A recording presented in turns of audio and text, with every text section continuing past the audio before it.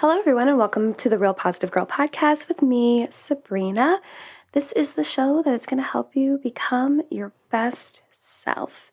Today, we are talking about Are You a Perfectionist? Where I dive into a quick backstory of perfectionism in my life, but also helping you have signs to identify if you are struggling with perfectionism, which can be super helpful. So let's go ahead and just jump right in. I can tell you without a shadow of a doubt that I am a perfectionist. There's no question. I don't need to take a test. If I did take a test, DNA doesn't come back 110%. You are a perfectionist, Sabrina. It's a problem I have been working on in the last couple of years. That's actually when I actually started working on this problem, but it's definitely something that started in childhood. And I'm sure that a lot of people could relate with this story of how when you were a child, it just started to crop up because of, your family, your friends, the environment that you're in, the pressures that you felt were on you. It just really sucks. But I do know that it can happen in different points in your life. I just find that it's super common in childhood. And, when I was a child, I always felt like the expectation for me to be perfect existed growing up with my dad. And I've talked about my dad several times on this show, and I felt like we had a good relationship, pockets of time, but generally overall, no, and definitely not now. But it's important for me to share these experiences with you because I'm sure that I'm not alone, and I want to be completely transparent, authentic, vulnerable with you guys. So, I was the little trophy princess daughter that needed to be there as a shining example of his ability to be a good single dad, and a lot of times it was just all too much for me. It was so overwhelming because, if I wasn't this like cute, like inviting little girl that could help him like manipulate other women and really get people to maybe feel bad for him, maybe like throw pity to him, and convince him to look like a hero because he was raising this little girl on his own. And, it's not to say that he didn't like do a good fatherly thing of deciding to raise me because my mom was unable to. It was just more of the way that he went about it, right? But he was dealing with his own things. He is definitely a narcissist and was struggling with so many things going on in his life. He just wasn't, I don't think he was completely ready to take on the entire father role. But you know what? He still raised me. He still got me out of trouble. And I still grew up, like unscathed in many ways. But anyway, so I became a perfectionist because people told me I was awesome when I appeared perfect and liked me more that way. It just added up so simply. And it was really tough, as I believe it was tough for a ton of people that suffer from perfectionism, the same that I do. And come of other reasons. There are a ton of other reasons people fall into perfectionism, and it's due to fear of disapproval from others and feelings of inadequacy and insecurities. And like I said, these can definitely develop in childhood, but they can develop a little bit later. It just depends on when it hits you and when those experiences start to crop up. But perfectionism, it really boils down to this feeling of conditional acceptance. Conditional acceptance. It's the opposite of like unconditional acceptance, unconditional love. And I honestly thought, even from my father, it was conditional acceptance because if I stepped outside of the bounds that we created, as for me as a child of being perfect, then it looked bad upon him. And he didn't need that. He didn't want that in his life. That was not part of the plan. So I had to suffer for that. And again, it's a lot of weight. It's always a lot of weight. But yeah, it boils down to this feeling of conditional acceptance. You feel like you are perfect for others. If you are perfect for others, you will be accepted. It's just like 1 + 1 = 2. So today I wanted to share some signs that you might be a perfectionist in case you are struggling understanding if you are, or how to help someone else that may be struggling and not know. Just so you know, in the future, there will be an episode where we talk more specifically about perfectionism. I don't know when, but soon, and we'll break it down a little bit more. But right now, I just want to give you some identifying factors for you to help you identify something you may not realize you're struggling with, or help someone else, So today I have 7 signs to go over with you. So the first one that I want to talk about is small mistakes feel like huge failures. When you're a perfectionist, you definitely want everything to be in line. You want everything to work out. And so if you have managed to make everything perfect and no mistakes, and then you have some small mistakes crop up, it does feel like a huge failure because you feel like, wow, I could have at least taken care of these small mistakes, right? I could have at least managed these. Why weren't these managed? Why weren't these taken care of? How did these get out of my sight? And so it feels like a real big failure because it's something that seems so minuscule that it shouldn't have even been an issue. So that's one of the reasons that it feels so huge, and how you can identify that you are a perfectionist if these little things are kind of driving you up the wall. The second one is constructive criticism feels hurtful, not helpful. And I do struggle with this. I try to tell myself every single time when I am receiving constructive criticism just to be strong. And I've definitely gotten way better over the years, but even still, there's a small part inside of me when someone is giving me criticism and it is constructive and it's nice and it's laid out the way that it needs to be. There's still something inside of me that breaks in half. And I feel like I just want to cry and I want to bury my face in a pillow and scream and be super upset with myself and get so down on myself. And that is definitely a really big sign of a perfectionist because you want everything to be perfect. You want to do your best every single time, and you want that to be validated, that you don't even really need constructive criticism because if you don't get criticism, then you know that you did the absolute best, right? The third one is you see flaws in everything you do. Maybe it's you or maybe it's someone you know, but you just pick apart everything. You just poke holes in everything you're doing, even if other people are giving you praise and accolades and telling you that you're doing such a fantastic job and you are killing it. You're like, yeah, great things. If only I had done this better.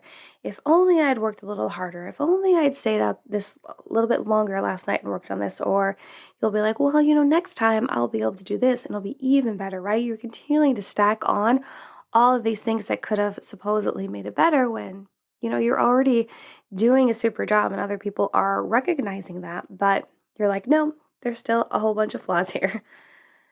So the fourth one is you avoid activities when you know you won't be the best.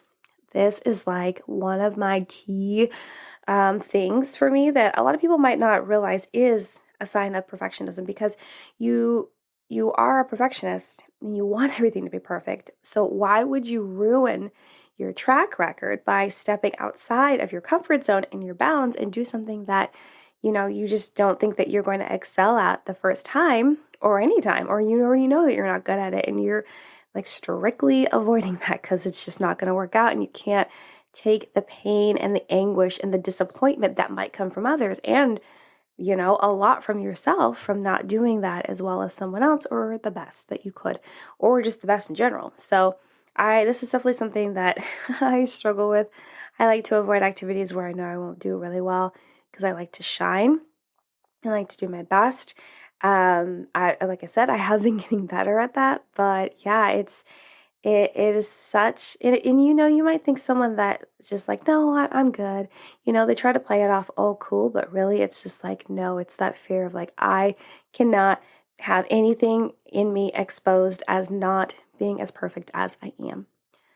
The fifth one is you can't enjoy the journey because you're focused on the outcome. I definitely have a problem with this. I also think it's a mindset and a perspective issue because you're so focused on whether this journey or this goal or whatever it is you're doing is going to turn out as you planned, as you hoped, as you wanted. But you can't enjoy the ups and downs and the time in between of continuing to work and do your best job and really enjoy growing and changing and whatever it is, whether it's a business or just a goal that you're trying to attain, or you're going to school, or even if it's just like dating, like even if it's just a relationship of dating someone, but you're so focused on, getting engaged or getting married that, and I feel like this is common for people that are engaged, like you get engaged and then you're so concerned about getting married that you can't even enjoy the time where you're just engaged and you're even getting to know each other even more and making plans together for the rest of your life. And it's sad, really, right? Because you're just trying to, rush everything by and just focus on that outcome. But then you think that you'll feel better once you hit that outcome. But then what happens is you find another thing and then another thing. And it continues in this cycle where you're never really enjoying the moment. You're so focused on the future and attaining that next goal, but you're not really enjoying yourself getting to that goal. So that can be another indicator of you being a perfectionist. The sixth one is you obsess over mistakes. I talk a lot about mistakes and failures here, and I talk about how you should embrace them and love them and understand that they are gifts from God and the opportunity to learn more about yourself, about the situation and the experience that you're going through. You should be grateful for mistakes and failures because they teach you so much. It's perfect learning lessons.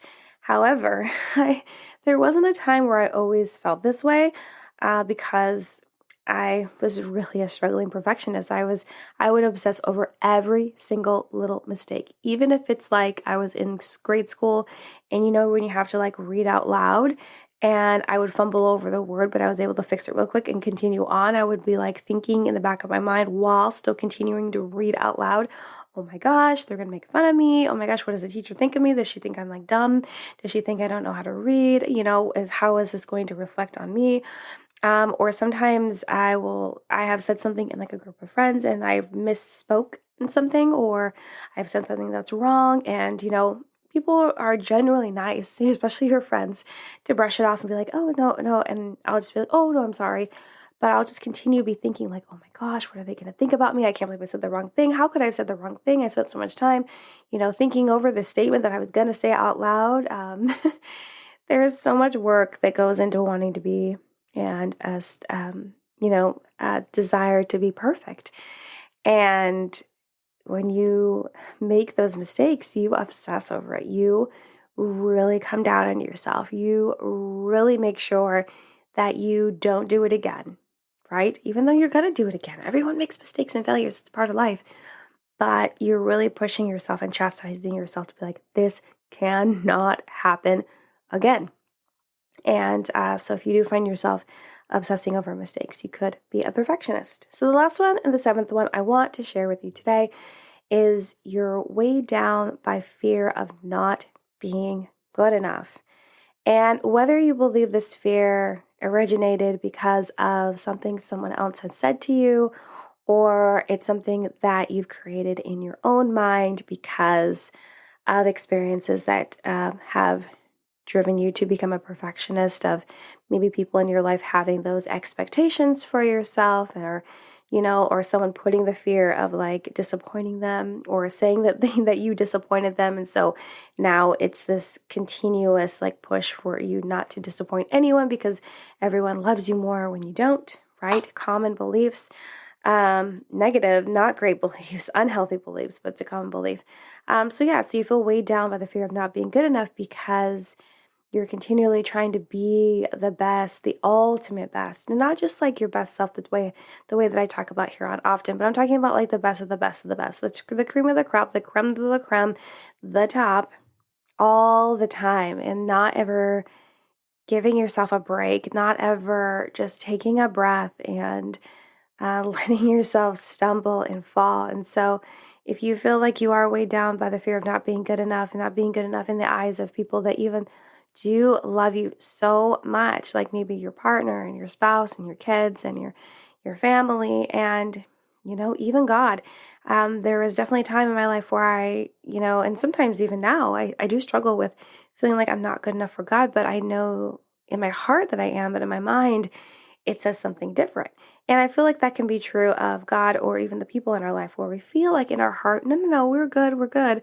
But then our mind is telling you, no, you're wrong. You're not good enough. You need to keep working. You need to keep like keep stacking on all the accolades. You need to keep continually trying to be better than the next person. And it can just get such like this tunnel mindset of you have to always be the best. You have to always be perfect. You have to continue on this path. And if you don't, then you will be an ultimate failure and no one will love you and no one will like you and you will be all alone, which is not true. It's not true. I know it's hard to get over. You know what really helped me? Reading some books and going to therapy. And I think I'm going to start sharing more books that have helped me, with this issue. I don't necessarily have a rec for you right now, but definitely reading some good self-help books that weren't like too floofy and full of it. And then, therapy. Therapy is like my best friend. And it's so helpful. And has gotten me through so many things in my life and helped me become a stronger, more stable person. And I recommend that for everyone. But yeah, so if you feel like you're struggling with any of these things, you could possibly be a perfectionist. I would definitely evaluate these things, do some more research, talk to a therapist, figure that out. And if you know you're a perfectionist, and this is just really the nail in the coffin, like the final straw of yep, this is all resonating, then I do encourage you to really take a step back, widen your perspective, and understand that you can come from under this struggle. You can become better and you can loosen your grip on the need to be a perfectionist, at least coming from me that has done that, and also so many others. So, well, that's all I have to say today about this episode, talking about Are You a Perfectionist? Just a reminder that if you're having a hard day, you're feeling stressed and overwhelmed, and you feel like you just want to draw a line in the sand and make the decision to leave that part of your day behind and move forward, you can try the 5-minute reset, which is where you take at least 5 minutes to be by yourself, where you reset, reboot, restart your day right then and there. You can take a break from any issues or burdens that are dragging you down. You can come up with resolutions for problems and issues you're dealing with alone or that include others.